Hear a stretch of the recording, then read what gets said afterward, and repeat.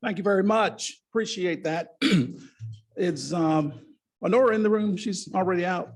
She told me that she wore Coca-Cola red today, Larry, just for this day. So this is, in fact, Mike, a Coca-Cola day. And so, Jimbo, we are just going to ask you to kind of live through it. We appreciate that. Only my good friend, Tim Callahan, would do this. He must have bought, what, Tim, 30 books now. And one of them he wanted me to sign for you, Jimbo. And he said, I said, man, I've got about 45, 50 mentions of Coca-Cola in that book. Jimbo's not gonna, he said, of course he would. And Jimbo, you sent the nicest email, which I still have, and I appreciate you for doing that, and certainly had so much respect for your father. So thanks for being here. And we miss you at the CEO group meeting, Jim Gorey. We have our president, who happens to be one of ours. We call him a Coca-Cola colleague. He has been a staple for Crawford Johnson III and Walker Johnson Jones Scholarship Program. So, Mr. President, we appreciate you being a part of our group. Mike Suco is president. First of all, he's my friend, but he is president, CEO of the Coca-Cola Bottling Company United, Inc. Mike, we appreciate you and your leadership. It was exciting for our board to unanimously make that decision to have you stand in and continue the tradition of Coca-Cola United. Mike previously served as the company's senior vice president and chief commercial officer, responsible for national retail sales, marketing, on-premise, revenue growth, management, and e-commerce. In 2015, as part of United's exponential growth and epic transformation, we more than tripled our size. Now that's a really, really big deal. Mike was named as vice president of the company's East region, which includes Atlanta. Now, any bottler that's awarded that territory, it speaks to the operational prowess of that bottler. Mike was right on the front end of integrating 2,000 new associates and 13,000 customers, and was responsible for more than $1 billion in revenue for Coca-Cola United. Mike began his career in the Coca-Cola system in 1996. In 2000, he joined our team, Coca-Cola United, where he held quite a few management positions, and I've cut this resume down tremendously because we want to hear from Mike, but I thought that this was interesting, and nobody really likes to talk so much about themselves, but I've asked you specifically because your story is so very exciting. Mike grew up in Jacksonville, Alabama, where his family moved after immigrating from Cuba to the United States in 1962. And I thought this was interesting as well, Mike. His grandfather was a professor at Miles College, and his mother was a professor at Jacksonville State University for 43 years.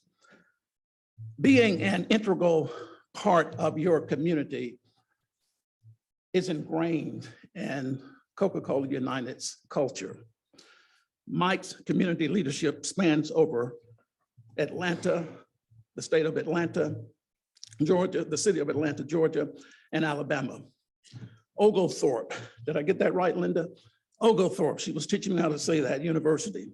Fernbank Museum of Natural History, Georgia Beverage Association, Hispanic Business Council, YMCA of Greater Birmingham. Mike enjoys competing in marathons and triathlons, and he plays golf. His wife, Shelly, if you could raise your hand again, Shelly, so we can see you. It's with him.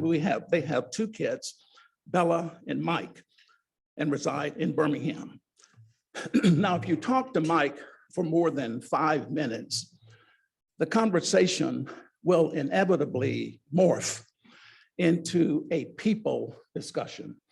In fact, Mike had me talking to sales centers in Atlanta, and you were at practically all 6 of those sessions. But before he brought us on, Walker, he said, now Larry, you probably forgot this, Larry is going to tell a story that's very important.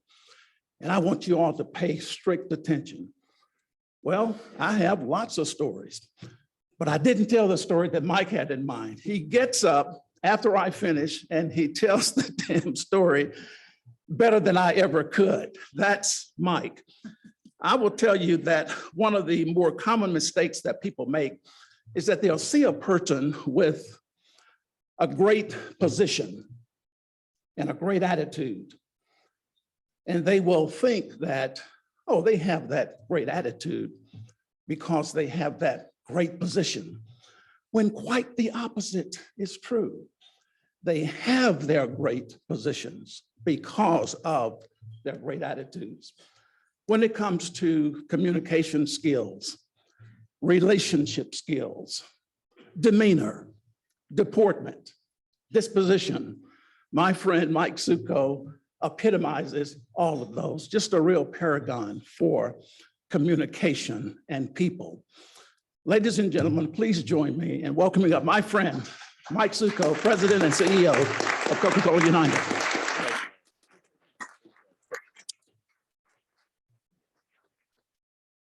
I think I'm down to one page in my speech after that, Larry, so thank you. It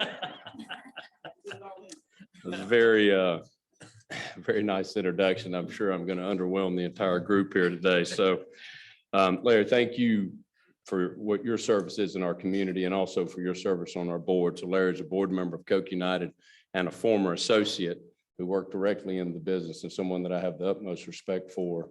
If you've not read his book, I highly encourage you to do it. I read it twice within 2 days.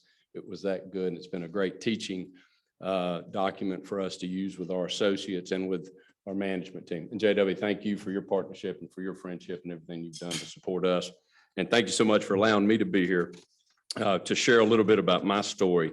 So I do have a bit of a unique background, and my background is that I grew up in, my clicker, there we go. I grew up in Jacksonville, Alabama, about an hour from here. Was born and raised in Shelby County, and raised in Jacksonville, Alabama. And my parents had immigrated from Cuba. So we grew up speaking Spanish at our house, which you didn't find a lot of folks in Jacksonville, Alabama that were running around speaking Spanish. My mom, my dad, my grandparents, and my oldest brother, Joseph, came to the United States in the early 60s when they had to leave Cuba. Fidel Castro had taken over the country of Cuba, and we were not supporters of that regime. And so my family immigrated to the United States, and they came to Miami, Florida. And if you can imagine this, you're in your early 20s, and in one hand, you're carrying a brand new baby boy who's 13 days old. And then in the other hand, you're carrying a suitcase. And in that suitcase are all your worldly belongings, because you've had to leave your country. You're forced to leave. And you can't take anything with you. They only let you fill up one suitcase full of stuff. And you land in a new country, and you don't speak the language, and you don't have any money, and you don't have a job. It's a pretty interesting challenge. And that's what my family ran into on May 16th of 1962 when they came to the United States and immigrated to the US. Now, my family, they didn't have any possessions to speak of other than what fit in that suitcase. But my family had two things that no Cuban dictator could ever take away from my family. They had an education and they had an incredible work ethic. And with those two things, they came to this country, the greatest country in the world, and they were able to start their life over again. And were able to really get going in terms of being able to start back. Now, my family, when they came to Miami, there weren't a lot of jobs, so they did whatever they could. My dad actually picked tomatoes in the fields of South Florida. My mother, within 30 days of giving birth to my brother, was selling women's clothing door to door in Miami. And they just took care of whatever they needed to do to make sure that they were taking care of their family. And a friend of my grandfather's who was here in Birmingham, who was teaching at Miles College, called him and said, "You got to come to Birmingham. It's a great town. They've got a job at Miles College." My grandfather was an accounting professor. So he came to visit, and he loved Birmingham. And thanks to Miles College, who offered him the job, my grandfather accepted that job. And then he brought my family, my mom and my dad, to Birmingham as well. And when my mom came and my dad came, what mother realized pretty quickly was, I got to get my education. Again, mother was in her third year of law school in Havana when the communists took over. And they weren't like sending credits over here for her, okay? So she had to start over. And she enrolled at the University of Montevallo. Now, if you think going to college is tough, try it when you don't speak the language, because she still didn't speak English. She'll tell you the story. She failed every class except for math and art, because you didn't really have to know perfect English to be able to get by those. But she learned the language, and so did my father. She would eventually enroll at the University of Alabama. She would get her undergraduate, her master's, and her doctorate. And she would teach for 43 years at Jacksonville State. My dad would get a job working locally here at a factory, and they were able to get started and get their life underway. My dad eventually ended up working for Big B Drugs. If you guys remember, part of the Bruno family of businesses, I worked for them for a very long time. It's where I cut my teeth on the retail business. And he worked there for over 25 years until he retired. They put 3 boys through college. We all graduated, and we graduated with no debt. And my parents, they worked like crazy to make our life what it turned out to be. They had an incredible work ethic. I don't ever remember my mother taking a summer off. She taught every semester, she taught every summer, and my dad worked like crazy. And so he just made sure he took care of the family, and so did she. And so it was, that's what you did. You just made sure, and they never quit, and they never gave up. So my parents, my grandparents are an amazing inspiration to me of what's possible, of really the truth about never giving up and making sure that you push through when things get tough. But I would also tell you this, and when I say the Pledge of Allegiance, I still get emotional, because this is the greatest country in the world. What other place could you come to in that situation and be given the opportunity to be successful? It's an amazing country. And I know it's not perfect. I got it. There's not everything about it's perfect, but it's a pretty good place.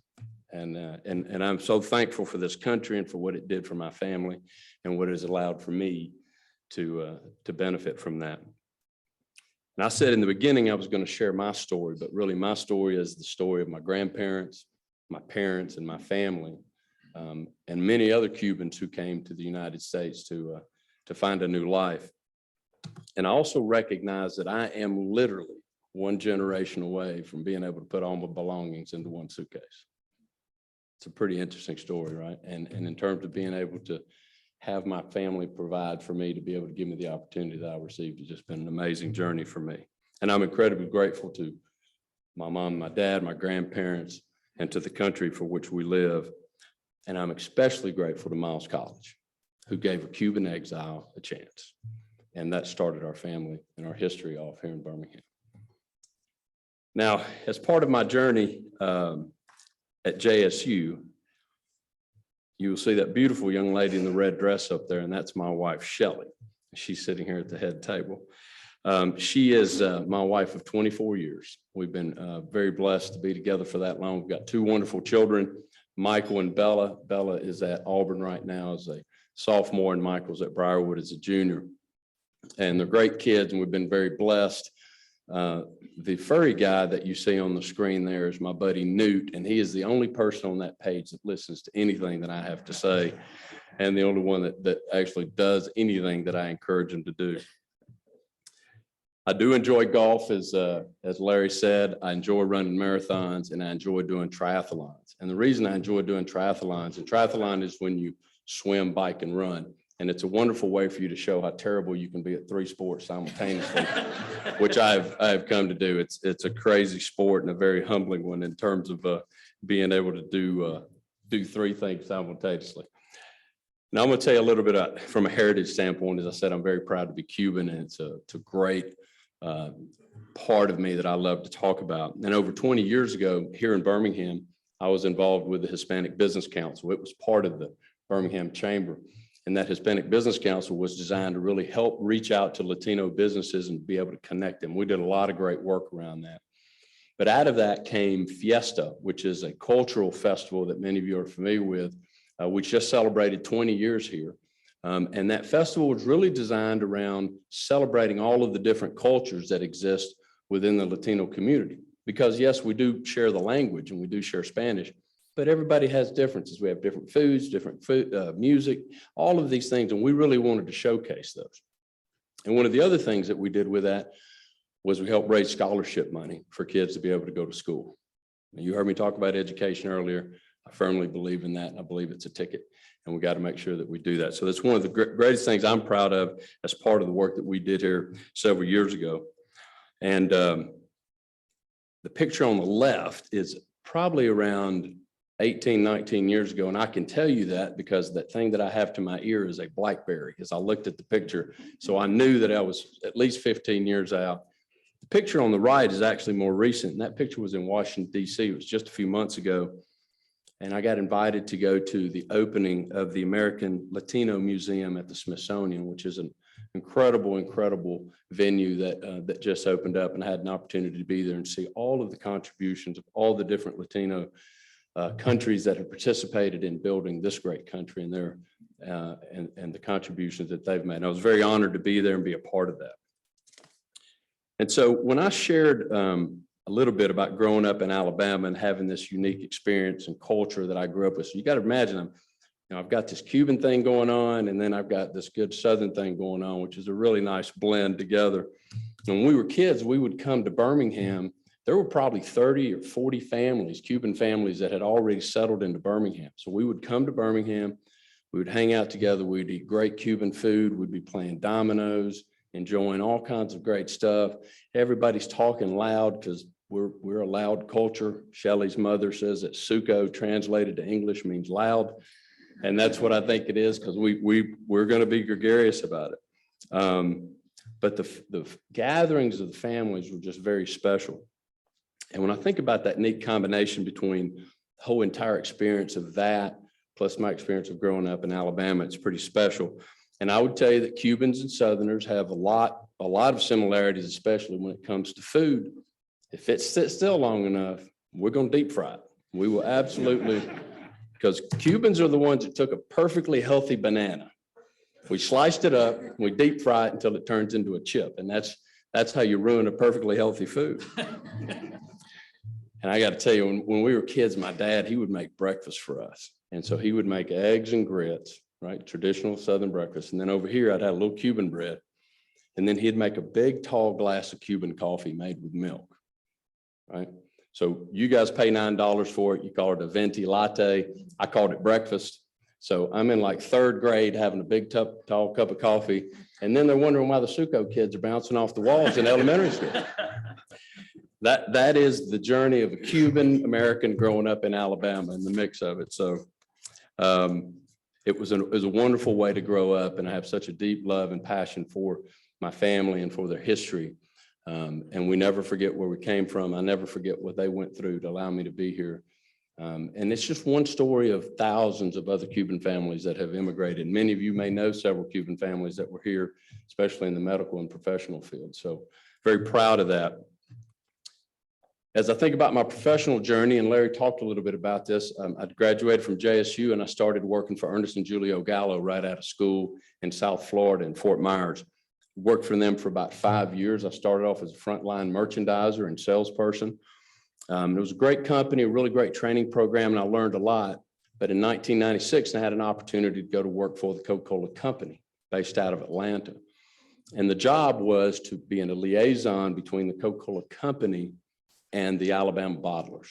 And they moved me back to Birmingham, and I had the wonderful opportunity to begin to call on Claude Nielsen and John Sherman and Bo Taylor over that time.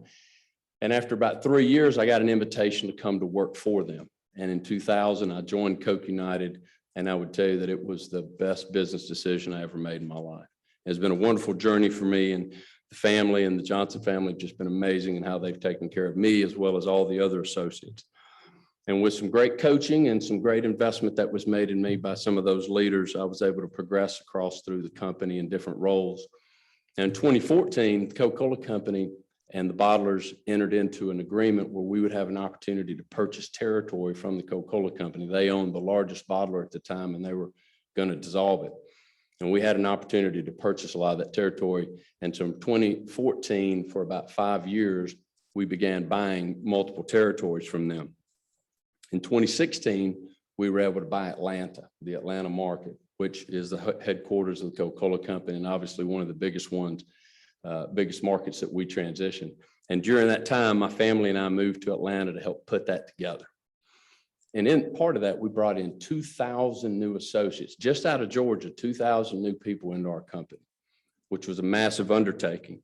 And part of that was really trying to manage how we were going to bring all those folks in and maintain our culture, how we were going to keep what made us special.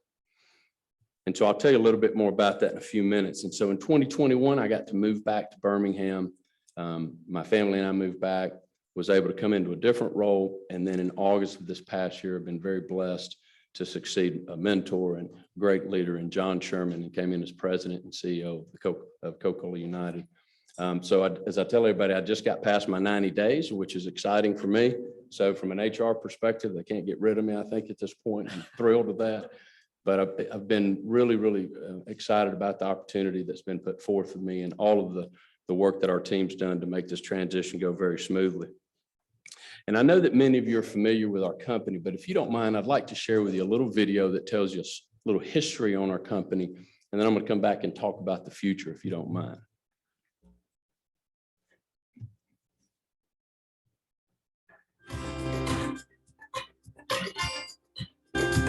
Birmingham was barely 3 decades old when a young man named Crawford Johnson arrived in 1901. He came from Chattanooga, where he was employed as a law clerk. He brought his family, a business vision, and the courage to take a bold risk in a new idea.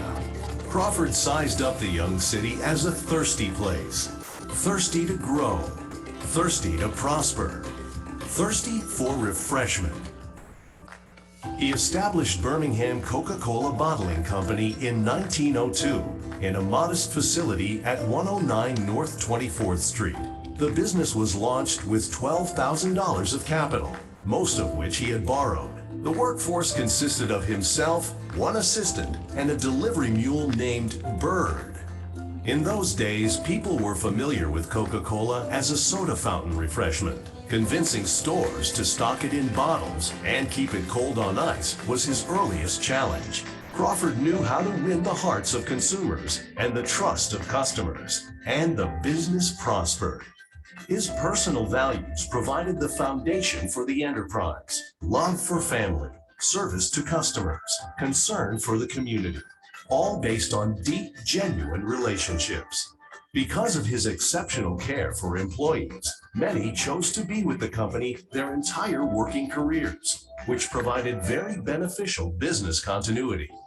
Because competitors were imitating the product, Coca-Cola, the company, and its bottlers designed a uniquely shaped bottle to distinguish it from imposters.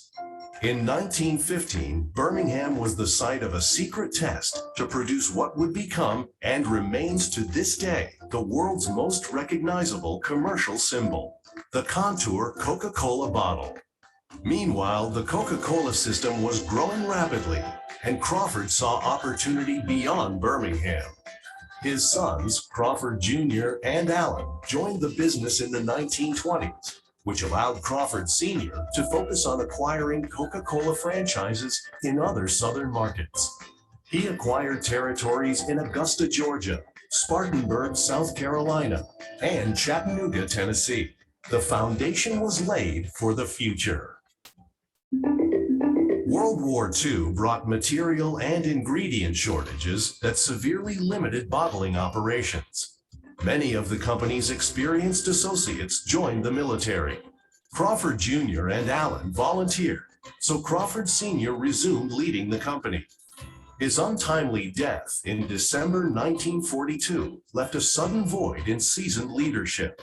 Again, strength of family was revealed, as Crawford's wife Caroline, having demonstrated skill and determination in important civic endeavors, took over the presidency of the company. She led it until her sons returned from active duty. In the post-war boom, sales hit new heights, and the third generation assumed leadership of the company. Bringing fresh entrepreneurial energy, Crawford Johnson III led the integration of 4 scattered territories into a single company, Coca-Cola Bottling Company United. which was incorporated in 1974. Crawford III also advanced the family and company legacy of service to others. In his role as chair of the Bottlers Association, he led the creation of the prestigious and national Coca-Cola Scholars Program to honor the 100th anniversary of Coca-Cola. In the early 90s, Claude Nielsen, later joined by John Sherman, ushered in United's second century, building a leadership team and commercial capability, preparing the company for growth. Today, members of the fifth generation of the Johnson family are among the nearly 10,000 associates that are part of the Coca-Cola United family. Through all the growth and change, some things have remained constant. Coca-Cola United's foundational values of quality, excellence, integrity, and respect.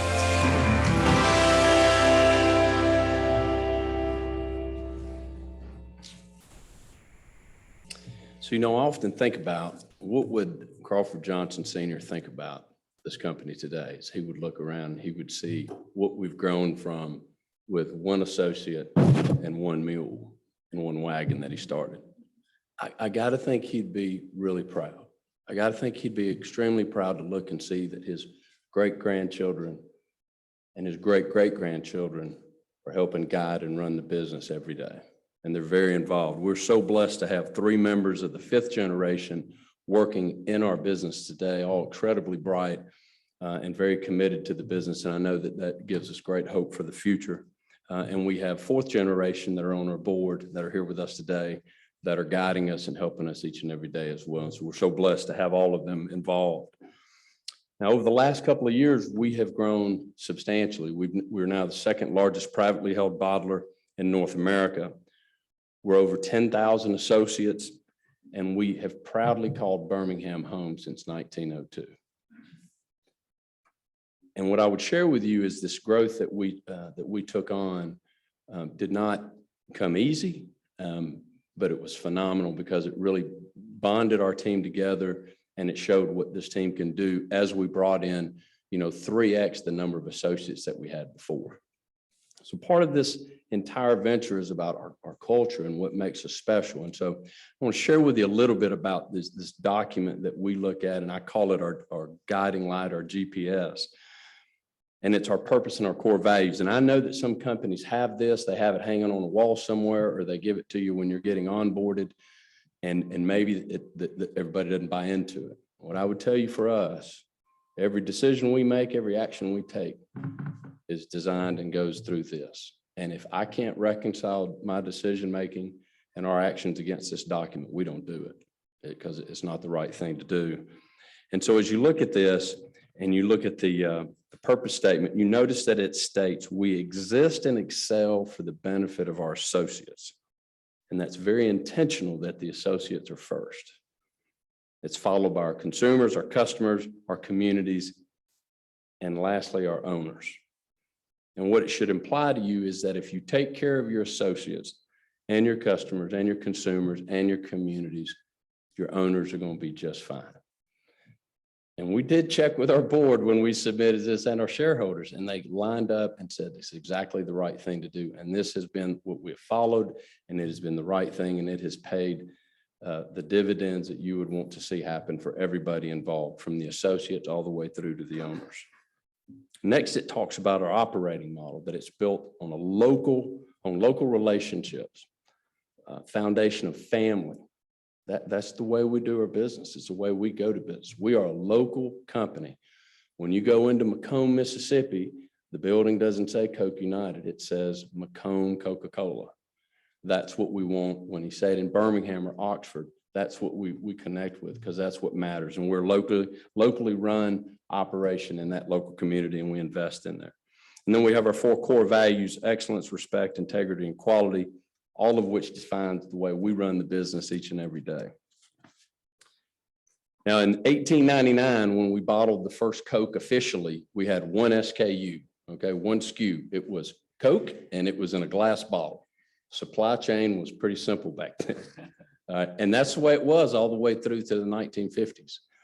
And then we started expanding. Today, We sell over 750 individual items, of which 200 are low calorie or no calorie, which is obviously a very important part of our business and has grown substantially. We have had to upgrade from the mule and the wagon to be able to get all of this to market.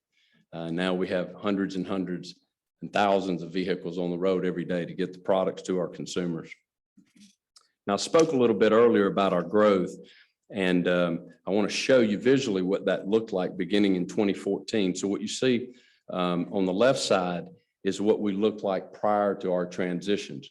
We were about 2,900 associates. We were 18 sales centers, roughly around $700 billion in sales. We were a big company already in terms of the bottling system in North America.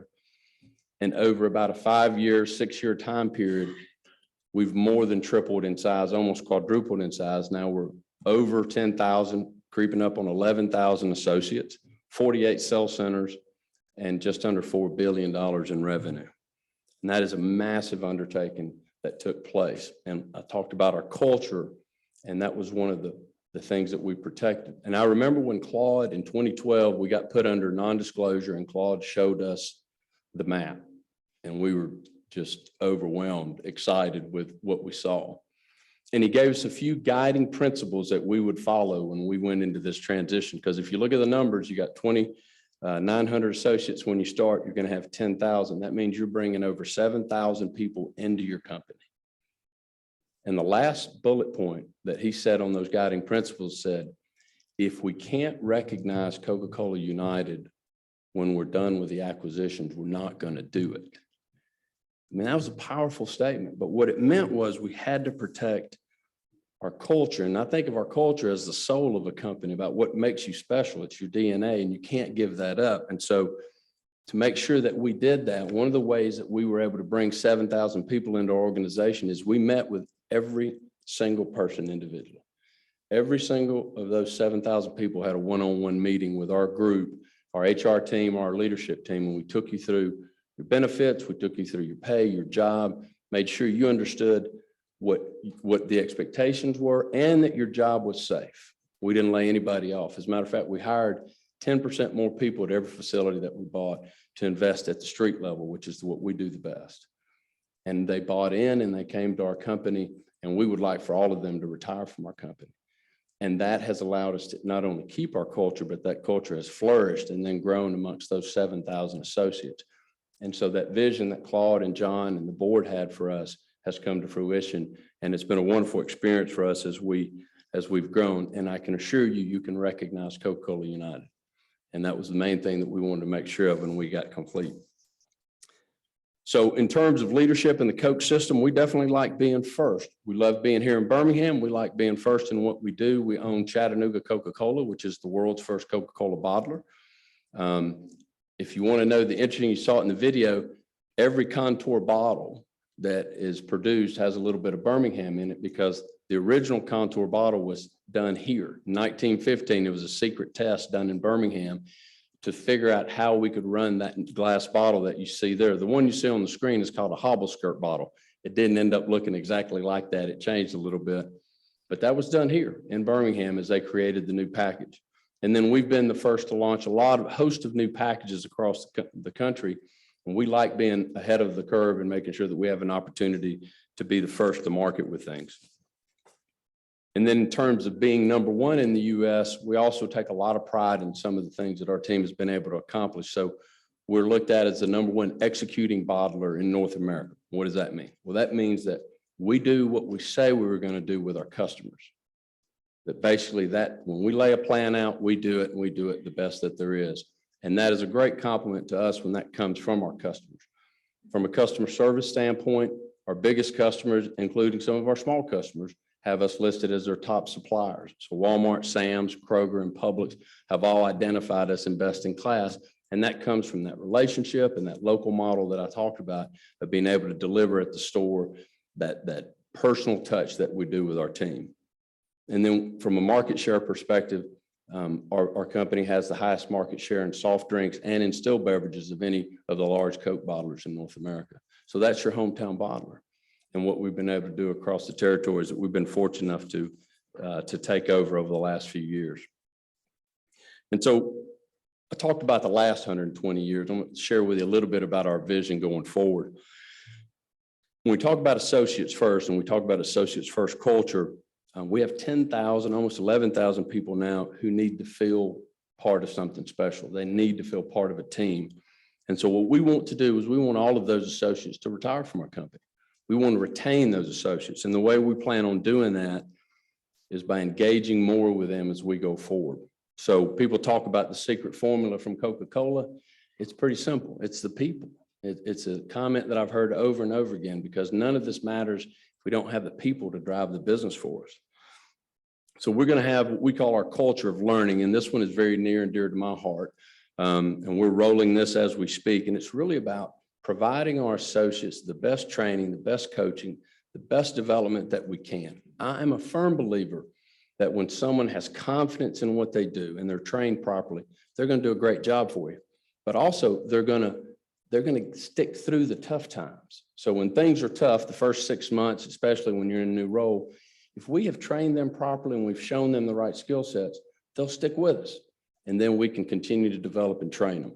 And this is an opportunity for us and something that I'm very excited about that we're putting in place today as we restructure our organization to provide additional resources to be able to train our folks the right way.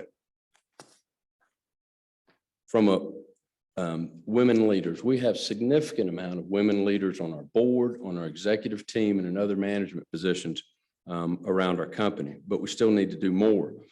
We have in place mentoring programs, development programs, and more engagement initiatives like the one that you see on the screen here that we just hosted at our leadership conference in Florida just a few weeks ago. We need to focus on recruiting more women into our business because traditionally this has been a male-dominated business, and we're working very hard on improving that and making sure that we have great talent within our organization. And then you've heard me speak about education multiple times and the importance of it. Our goal is to continue to invest with our associates, with our Crawford Johnson III and our Walker Johnson Jones Scholarship Program. Walker's here with us today to continue to show and invest with our associates what we can do to help their families be able to accomplish and go to school and get to the next level. And then lastly, one of the things that we really focus on is our associates when things are not going well. We have markets that are in some areas that get hit by natural disasters, Louisiana, Florida, the Panhandle, and we've had multiple of them over the last few years. And so we have an internal associate fund that we provide resources to those associates when things go wrong and make sure that we're there to help them and be able to bring them back to work, back on their feet, and get their families going. Just over the last few years, we've provided over $1 million, 450 different grants that we've provided to those associates. And then we'll talk about community again. I talked a little bit about the importance of that and what our company believes in. It is part of the fabric of our company. If you go back to our founders with Crawford Johnson Sr. and his wife, Caroline, they were huge philanthropic leaders in Birmingham back in the day. They helped form the Community Chest, which is now the United Way. They helped form Children's Hospital and Howard College, which is Sanford. That goes back to the very beginning of time. And since then, the family has been incredibly engaged, and it's part of what we all do as leaders in the organization. It is just what we do. It's part of it. And that is part of our purpose and the values that I shared with you. And you know, we really try to make that work each and every day in the communities that we do business in. And then from a technology standpoint, we've invested incredibly heavily to carry us forward for the next 120 years. We were one of the first bottlers in North America to invest in this system that you see. It's called VertiQ. It is a semi-automated warehouse system and is a state-of-the-art system that allows us, and for our associates, it allows them to have a better experience in the warehouse, less physical strain on them. There are also more technical jobs that are involved, which allow for higher paying jobs.